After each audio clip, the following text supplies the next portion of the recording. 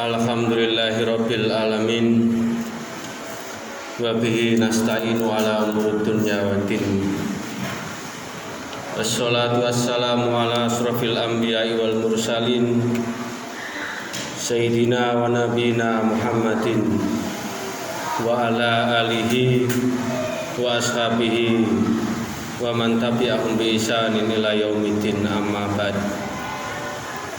Asyhadu an la ilaha illallah wahdahu la syarikalah al-malikul haqqul mubin wa asyhadu anna Muhammadan abduhu wa rasuluh shadiqul wa'dil amin. Allahumma sholli wa sallim ala sayyidina Muhammad wa ala alihi wa ashabihi wa dzurriyyatihi wa azwajihi wa dzurriyyatihi wa man tabi'ahum bi ihsanin ila yaumiddin, amma ba'd. Fa ya ayyuhal hadirun ittaqullaha la'allakum tuflihun. Wa qala ta'ala fi kitabil karim, a'udzu billahi minasyaitonir rajim, bismillahirrahmanirrahim. Ya ayyuhalladzina amanu wa qulu qawlan sadida yuslih lakum a'malakum wa yaghfir lakum dzunubakum wa may yuti'illaha wa rasulahu faqad faza fawzan 'azima. Shadaqallahul azim. Hadirin jamaah salat Jumat rahimakumullah. Marilah pada kesempatan siang hari ini kita bermuhasabah, apakah selama ini dalam hidup dan kehidupan kita sehari-hari sudah menjalankan apapun yang diperintahkan oleh Allah dan meninggalkan apapun yang dilarang oleh Allah.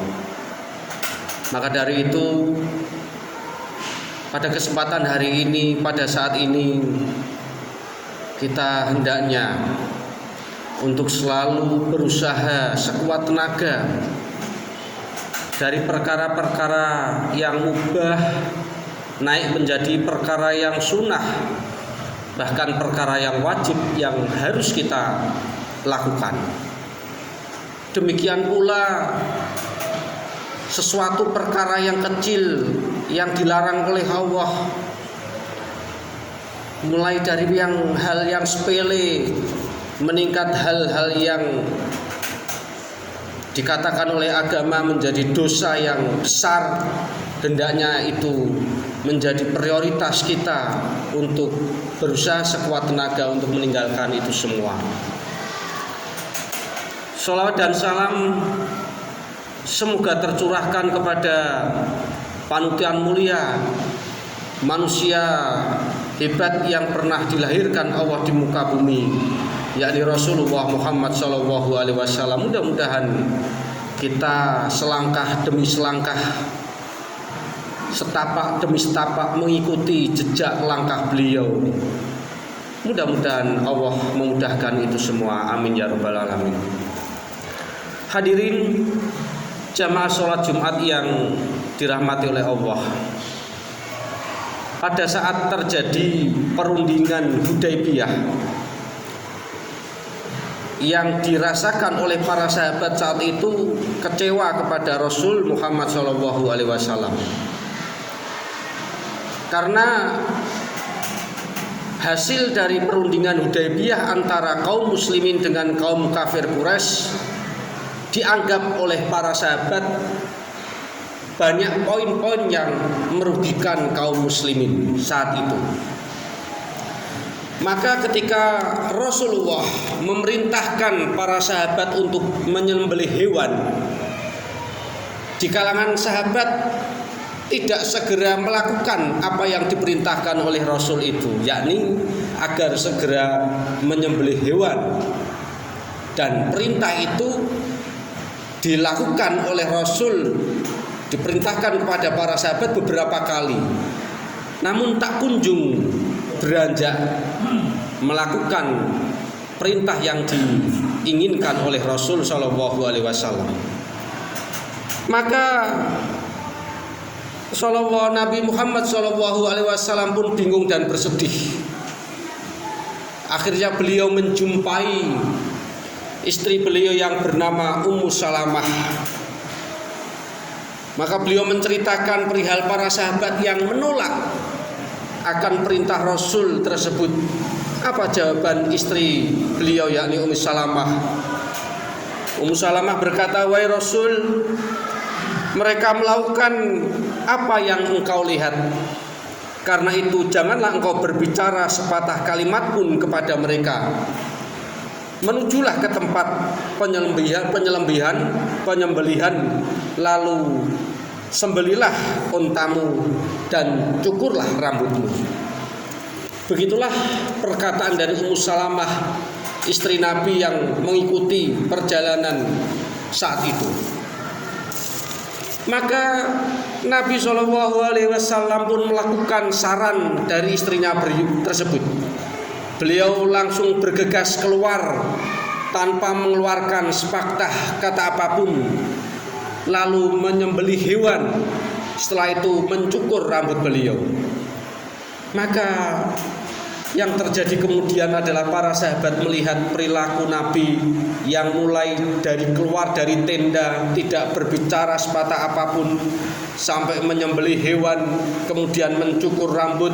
Maka para sahabat pun segera melakukan perbuatan itu semua, menyembelih hewan dan sebagian mencukur rambut dari sahabat sebagian yang lain.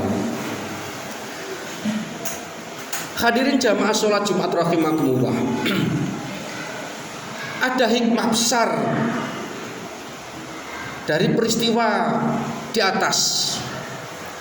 Yang pertama, semestinya kita sebagai seorang suami dalam rumah tangga tidak perlu merasa gengsi, risih, malu, atau apapun untuk bertanya kepada istri kita, baik perkara itu perkara yang kecil maupun perkara yang besar. Sebagaimana ditunjukkan oleh Rasul Shallallahu Alaihi Wasallam, manusia yang mulia, manusia yang pandai di muka bumi, manusia yang tercerdas di muka bumi, manusia yang paling bertakwa di muka bumi. Tetapi ketika ada kejadian sebagaimana perundingan Hudaybiyah yang oleh kalangan sahabat dianggap banyak merugikan kaum muslimin, maka para sahabat pun tidak mau melakukan apa yang diperintahkan oleh Rasul Shallallahu Alaihi Wasallam. Itu pun orang manusia itu bertanya kepada istri beliau. Yang kedua, kisah di atas memberikan pelajaran bagi kita semua bahwa terkadang berbicara itu tidak lebih berkesan daripada sebuah contoh atau perbuatan itu sendiri. Kadangkala kita mengajarkan anak-anak kita dengan berbicara, dengan perkataan, nak sholat, nak ngaji, nak sekolah dan sebagainya. Kadangkala lesan yang kita ucapkan kadangkala tidak merasuk dalam hati mereka. Karena kita lupa ada kekuatan contoh, ada kekuatan suri tauladan, ada kekuatan perbuatan, kekuatan sikap yang kita abaikan. Ketika sikap perbuatan itu kita tunjukkan, kita lakukan, maka insya Allah itu akan merasuk dan membekas dalam diri anak-anak kita. Bagaimana seorang Rasul pun ditolak, orang mulia sebagai Rasul Allah, utusan Allah, ditolak perintahnya. Tetapi ketika beliau diam tanpa mengucapkan sepatah kata apapun. Beliau hanya melakukan perbuatan contoh, menyembelih hewan, mencukur rambut, dan itu dilihat oleh para sahabat. Itulah alhasil menjadikan para sahabat sadar. Mereka segera menyembelih hewan dan mencukur rambut mereka masing-masing. Inilah pendidikan yang harus kita terapkan pada diri kita, untuk kita ajarkan kepada orang-orang yang kita anggap untuk bisa berbuat baik, meneruskan kebaikan-kebaikan kita, entah itu anak-anak secara biologis maupun siapapun yang kita sayangi.